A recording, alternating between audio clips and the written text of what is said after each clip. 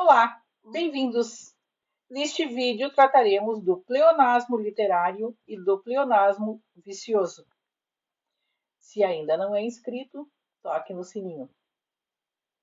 Certamente todos já ouviram ou já leram as tais expressões: subir para cima, descer para baixo, dar ré para trás e tantas outras que configuram exemplos de repetição, redundância ou pleonasmo.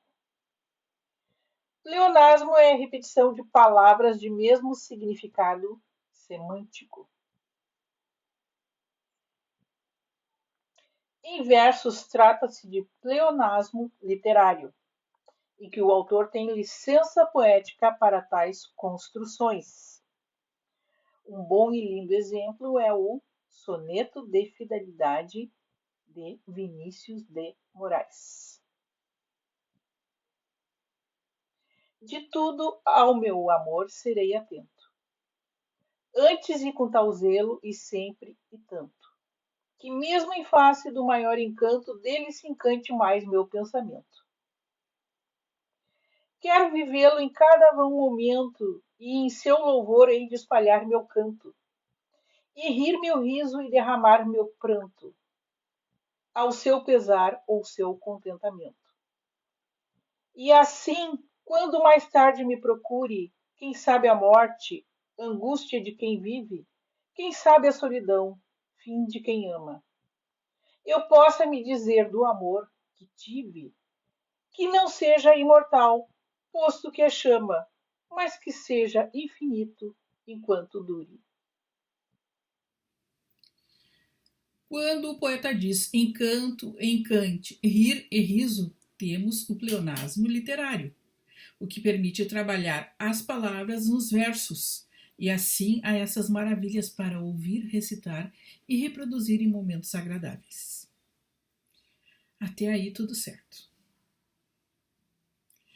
Mas cuidado, a nossa fala íntima, menos acurada, até permite um pleonasmozinho de vez em quando. Porém, se isso ocorre na imprensa, na escola, numa reunião de trabalho, há que rever o vocabulário e evitar esse vício de linguagem. Trataremos agora do seguinte excerto ou trecho de uma notícia que eu ouvi por aí. Os fatos ocorridos ocorreram antes dele assumir o cargo. Nem quero pensar nos tais fatos.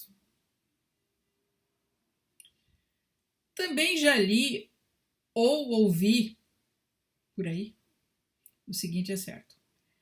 Essa ocorrência ocorreu em tal lugar. Que horror. Nos dois exemplos, há casos de derivação de palavras, em que ocorridos ocorreram tem-se derivação por flexão verbal. Isto é, do verbo ocorrer com a flexão verbal de fatos que ocorreram para fatos ocorridos, que é o particípio daquele verbo, adjetivado e pluralizado. E ocorreram, que é a conjugação do mesmo verbo na terceira pessoa do plural do pretérito perfeito ou, noutros casos, também do pretérito mais que perfeito do modo indicativo. Mas toda essa explicação metalinguística ajudou?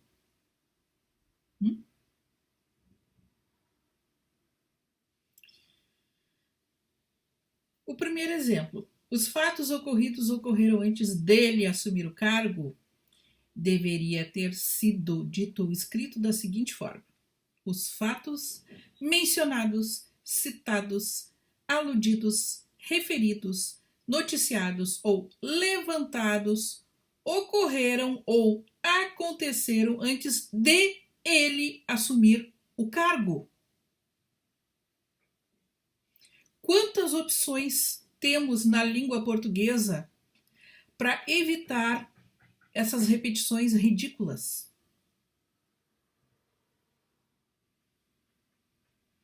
Mas por que na reescrita daquele excerto Eu não disse dele, mas dele. Abrindo parêntese. Já que estamos falando de correção gramatical, é bom alertar sobre dele ou dele. Vejamos. Cheguei antes dele na reunião. O sujeito elíptico, aquele que não se pronuncia ou não se escreve, mas que está lá, é eu. Eu cheguei. Segundo exemplo. Passei pela frente dela, que não me viu. O sujeito elíptico da primeira oração é eu passei. E o da segunda é que, pronome relativo a ela.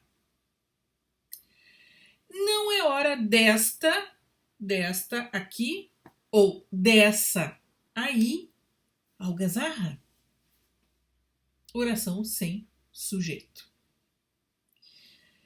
Nesses casos, a contração dele, dela, desta e dessa é obrigatória, pois ninguém diria ou escreveria: cheguei antes dele na reunião, passei pela frente de ela, ou não é hora desta ou dessa algazarra. Entretanto, no caso de ele ou ela, este ou esta, esse ou essa, isto ou isso, serem o sujeito de uma nova oração na frase, necessário se faz evitar a contração. Vejamos. Cheguei antes de ele iniciar a reunião. Ou cheguei antes de o diretor iniciar a reunião. É hora de esta ou de essa história ser contada. É o caso de isto ou de isso ser examinado. Fechando parênteses. Retomando. Pleonasmo literário é para os poetas, escritores que bem conhecem a língua portuguesa e que nos deleitam com seus textos, como no exemplo dado nesta apresentação. Soneto de fidelidade. Já o pleonasmo vicioso, subir para cima, descer para baixo, deve ser revisto, evitado e obliterado quanto possível de nossas construções faladas e escritas. No segundo caso que eu mencionei, essa ocorrência ocorreu, bem poderia ter sido: essa ocorrência se deu em nome do local e a data. Nunca como foi veiculada. Pois acredita-se que a pessoa que trabalha com comunicação deve ter melhor trato com a língua, seja falada, seja escrita. Como diz Cláudio Moreno em seu livro O Prazer das Palavras, volume 2, um olhar bem-humorado sobre a língua portuguesa, no pleonasmo involuntário, dito vicioso, no entanto, há uma repetição tão óbvia de conceitos que não parece obedecer a uma intenção consciente. Um plus a mais, democracia popular, recuar para trás, duna de areia, falso pretexto, aparência exterior, hemorragia de sangue, ataque cardíaco bem no coração. Costumam ser fulminantes. Muito obrigada. Se gostaram deste vídeo e do assunto, deem sua curtida. Se não gostaram, façam seus comentários, que é para numa próxima apresentação melhorarmos o conteúdo. Tchau!